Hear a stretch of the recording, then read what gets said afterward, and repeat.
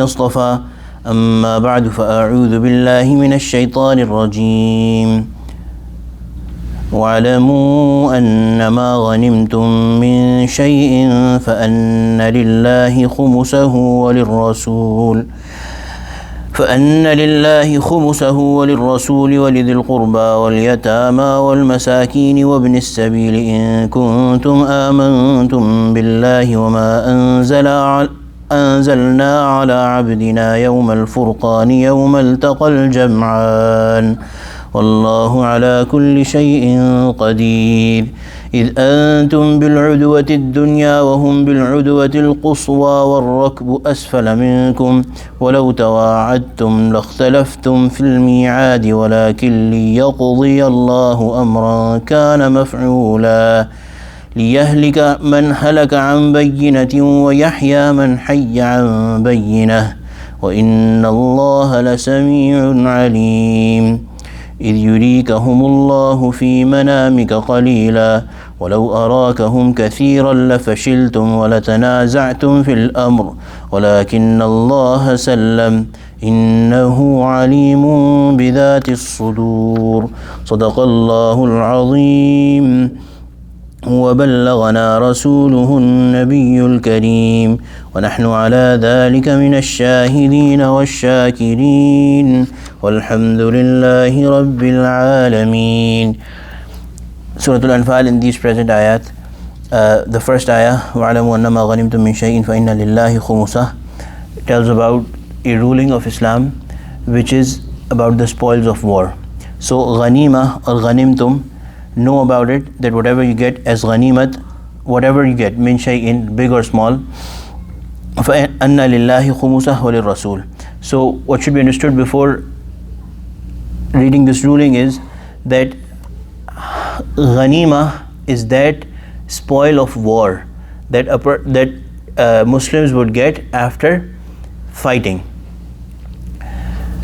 And this ruling is about that specifically, that kind of wealth or assets that may be achieved after fighting, that the kuffar may have left behind. So what should be understood is that why does a Muslim or anybody get anything? Keeping Badr in mind specifically, Muslims were first of all not ready to fight. They had no plans of fighting. It was Allah's plan, as is mentioned in the ayat that we are going to do today. It was Allah's plan all along that Allah made them come face to face with a much bigger army. And then with Allah's help alone, they were able to overpower that enemy. So all that they got, all of that was because of the help from Allah subhanahu wa ta'ala. So all of that in reality, in totality belongs to Allah subhanahu wa ta'ala. And this was the ruling of Allah subhanahu wa ta'ala for all previous nations, that for all other previous Anbiya, the spoils of war would be left out and in the open, and a fire would come from the sky and engulf it all. So there was a sign of acceptance of this jihad, that this fighting that you did was accepted in the eyes of Allah. Nobody could use that wealth or assets. But for the Prophet ﷺ, as has been mentioned before, the hadith of the Prophet ﷺ, there is some things the Prophet ﷺ has been given superiority over other ummah, other Anbiya. And this is one of them, that ghanimat, this kind of spoil of war, is permissible for the ummah of the Prophet ﷺ to be used. So this is the ruling about it. فَأَنَّ لِلَّهِ, that it will be divided into 5 parts. 4 parts belong to those who took part in that fight. The 5th part, فَأَنَّ لِلَّهِ خُمُسَهُ, the 5th part is for Allah subhanahu wa ta'ala. And how will it be distributed? Walir Rasul. It will be distributed as the Prophet sallallahu alaihi wasallam would see fit. And the advice to the Prophet sallallahu alaihi wasallam is وَلِذِي الْقُرْبَى وَالْيَتَامَى وَالْمَسَاكِينِ وَابْنِ السَّبِيلِ. These are the 4 avenues where the Prophet sallallahu alaihi wasallam would spend, either on his own self if he sees fit, or on his kinsmen, his people of the family. وَالْيَتَامَى, and orphans, وَالْمَسَاكِينَ, and the poor people in need, وَابْنِ السَّبِيلِ, and the wayfarer. إِن كُنْتُمْ آمَنْتُمْ بِاللَّهِ, and Allah subhanahu wa ta'ala is reminding Muslims that if you believe over Allah subhanahu wa ta'ala, in Allah subhanahu wa ta'ala, وَمَا أَنزَلْنَا عَلَى عَبْدِنَا, and the Furqan, عَبْدِنَا يَوْمُ الْفُرْقَانِ, on the day of decision, what Allah sent down upon his slave, the Prophet sallallahu alaihi wasallam. What was it? Clear victory that was unexpected. Allah subhanahu wa ta'ala gave it, and was specially from the behalf of Allah subhanahu wa ta'ala. Muslims alone or no power could have been, Muslims, no power can ever overpower anyone else except for the will and permission and help from Allah subhanahu wa ta'ala. يَوْمَ الْتَقَى الْجَمْعَانِ, on that day when the two forces had encountered each other. وَاللَّهُ عَلَى كُلِّ شَيْءٍ قَدِيرٌ, and Allah is powerful over everything. إِذْ أَنْتُمْ بِالْعُدَةِ الدُّنْيَا, remember when you were on this side of the valley, بِالْعُدْوَةِ الدُّنْيَا, the one that is, dunya literally means the one that is close to you. So you were on the closer end, so this refers to Medina, that you were on the closer end, the end towards Medina. وَهُمْ بِالْعُدْوَةِ الْقُصْوَى, and they were on the other end, the farthest one. وَالرَّكْبُ أَسْفَلَ مِنْكُمْ, and the caravan that you had originally come out to pursue was beyond them, beyond you, was downwards from you, أَسْفَلَ مِنْكُمْ. So there was the caravan that you were actually going after, there was a big army between you and that caravan, and the kuffar knew that their caravan is safe. There was actually a lot of reassurance for the kuffar. They were on a better side of the battlefield. They were on a higher side, Muslims were on a lower side. Muslims were fully in their sight. Muslims were in a place where it was hard for them to even walk. They were on a better place, on a hard, firm ground. Muslims were in a place which was far from water. The kuffar were close to water. So in the meaning بِالْعُدْوَةِ الدُّنْيَا وَهُمْ بِالْعُدْوَةِ الْقُصْوَى, all of these are explained. And the caravan, the kuffar had further reassurance that if they were going to be weak in battle, they could get reinforcement, at least some sort of reinforcement from that caravan which is close by, and also reinforcements were coming from Makkah as well. So, and Muslims basically, they did not have a lot of hope. There was Muslims in Medina, but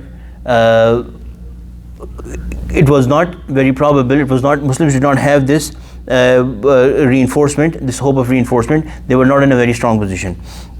Anyway, so وَلَوْ تَوَاعَدْتُمْ لَاخْتَلَفْتُمْ فِي الْمِيعَادِ, Allah subhanahu wa ta'ala is saying that had you planned this battle, had you arranged for this encounter, had you made an appointment, وَلَوْ تَوَاعَدْتُمْ لَاخْتَلَفْتُمْ فِي الْمِيعَادِ, both of the sides would have not kept their promise, because the reason for the Muslims would have been that they did not intend to fight at that time.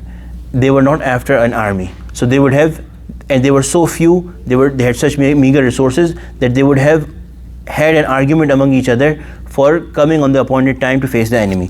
And as for the kuffar, Allah subhanahu wa ta'ala had put such an awe in their heart that it was all very haphazard, even on the end of kuffar, that they, as soon as as I had told before, that when they got the news of this person who basically came as an alarm that your trading caravan, on which all of you had some sort of share, is about to be intercepted, or Muhammad sallallahu alaihi wasallam and his people are in pursuit of it, all of them gathered, instantaneously, without a lot of planning, and they came out. Had they been planning it, there was such an awe in their heart of Muslims that they would also have not come.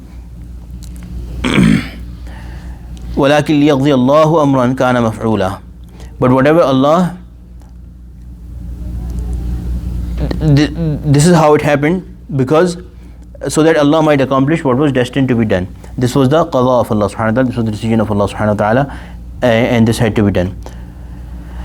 لِيَهْلَكَ, and the reason was لِيَهْلَكَ مَنْ هَلَكَ عَنْ بَيِّنَةٍ وَيَحْيَى مَنْ حَيَّ عَنْ بَيِّنَةٍ. Whoever is going to die, who is going to perish, they would perish knowingly, and whoever is going to live, they may live knowingly. So this refers to iman and kufr, that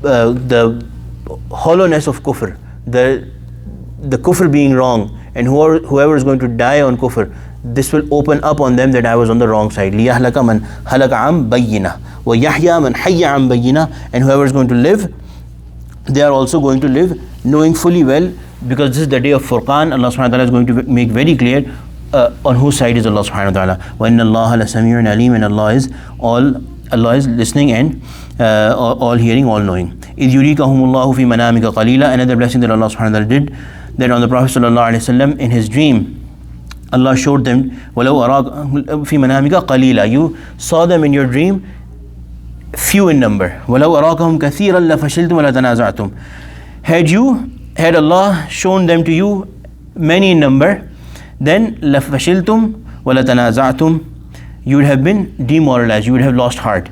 وَلَتَنَازَعْتُمْ, and you would have disputed in the matter. وَلَكِنَّ اللَّهَ سَلَّمَ. It is the blessing of Allah subhanahu wa ta'ala that Allah saved you from this awe of kuffar, being inspired with their number, and also this argument among each other.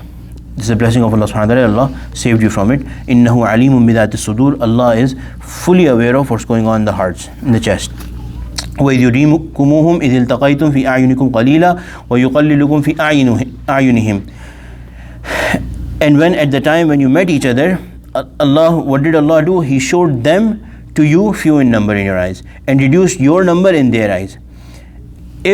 So as I explained, if Muslims had seen that there was a lot of kuffar, they would have lost heart.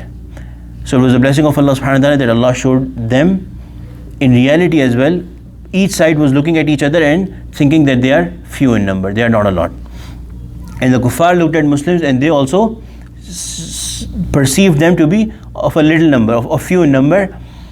Had Allah done the opposite, then the kuffar would have run away and they would not have been pulled to their killing ground, which was the command and the decree from Allah subhanahu wa ta'ala, that they would be pulled to their killing ground so that their kufr could become, and the wrong nature of their kufr could become open on them, could be opened upon them. لِيَقْضِيَ اللَّهُ أَمْرًا كَانَ مَفْعُولًا, so that Allah might accomplish what was destined to be done.